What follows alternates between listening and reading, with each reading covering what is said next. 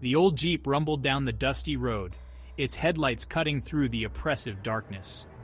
Inside, four friends, bound by a thirst for adventure and a shared love for the unknown, journeyed towards their destination, Ravenswood. Come on, Em, where's your sense of adventure? This is what we came for, right? A little taste of fear, a brush with the unknown. Leading the pack was Jake, the fearless and impulsive one, his eyes gleaming with excitement. Beside him sat Emily, the skeptic of the group, her logical mind struggling to grasp the possibility of the supernatural. In the back, there was Chris, the timid one, clutching a worn-out book of folklore, and Sophia, the believer, her eyes sparkling with a mixture of fear and anticipation. It's just the isolation, being away from civilization can play tricks on the mind. They were drawn to Ravenswood, a forgotten town steeped in chilling legends and shrouded in an eerie silence.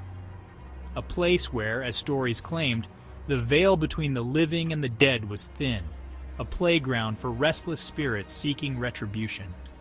The friends were aware of the tales, but they dismissed them as mere folklore, nothing more than imaginative fabrications meant to scare and intrigue.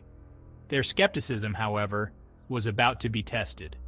For Ravenswood was more than just a collection of ghost stories. It was a place where fear was not a figment of imagination, but a chilling reality. The closer they got, the heavier the atmosphere grew. The air turned thick with an unnatural stillness, and an unsettling silence enveloped them, broken only by the sound of their own breathing and the beating of their hearts. Emily, always the voice of reason, tried to rationalize the sudden shift in the ambiance. But deep down, a shiver ran down her spine, a sense of foreboding she couldn't ignore. Jake, unfazed, chuckled, his voice breaking the silence. Come on, Em, where's your sense of adventure? This is what we came for, right? A little taste of fear, a brush with the unknown.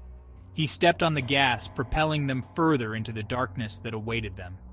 Little did they know, they were driving headfirst into a nightmare, a darkness that would test their bonds, their beliefs, and their very souls. The Jeep rolled to a stop at the entrance of Ravenswood, the headlights illuminating a weather-beaten sign that read, Ravenswood, founded 1849. The paint was peeling and the wood was rotten, a testament to the town's age and isolation. As they stepped out of the vehicle, the silence pressed in on them, heavy and suffocating. The air was thick with a strange energy, a palpable sense of dread that sent shivers down their spines. Emily wrapped her arms around herself, suddenly feeling exposed and vulnerable. The town was shrouded in an unnatural stillness. There was no wind to rustle the leaves of the gnarled trees that lined the deserted street. No sound of birdsong to break the oppressive quiet. The houses stood like empty tombs, their windows dark and lifeless, like vacant eyes staring back at them. The silence was deafening, broken only by the sound of their own footsteps echoing on the cracked pavement. It was as if the town itself was holding its breath, watching them, waiting. Well, this is it, folks. Ravenswood in all its creepy glory. But even his usual bravado seemed strained, a flicker of uncertainty in his eyes. The town had a way of getting under your skin, of making you question everything you thought you knew.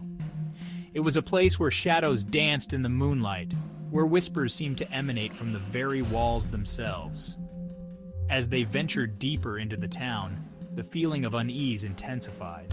Every creak of a floorboard, every rustle of leaves sent shivers down their spines. They passed by an old church, its steeple reaching for the sky like a skeletal finger.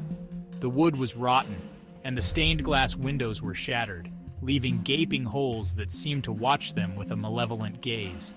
Even Chris, who had been so eager to experience the thrill of the supernatural, felt a chill run down his spine. The sun began its descent, casting long shadows across the desolate town. The friends, feeling a growing sense of unease, decided to seek shelter for the night. They stumbled upon a building that looked less dilapidated than the others.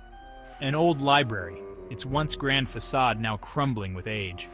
As they pushed open the heavy oak doors, a musty smell, like that of decaying paper and forgotten memories, wafted out, causing Emily to cough. Inside the library was a testament to time's relentless march. Bookshelves lined the walls, their once proud volumes now covered in dust and cobwebs. The air was thick with the smell of decay, and a heavy silence hung in the air as if the very walls were holding their breath.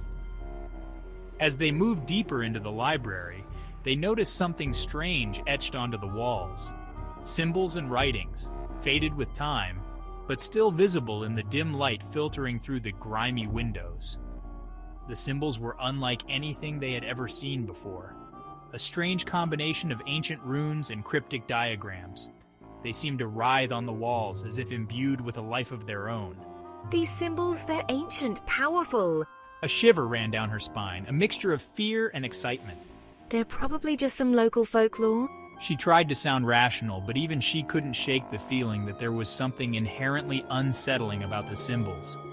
They seemed to radiate an energy, a dark power that sent shivers down her spine. As she looked closer, she noticed something else, scrawled beneath the symbols. A warning, written in a language she didn't recognize, but its message was clear. Beware the darkness that consumes.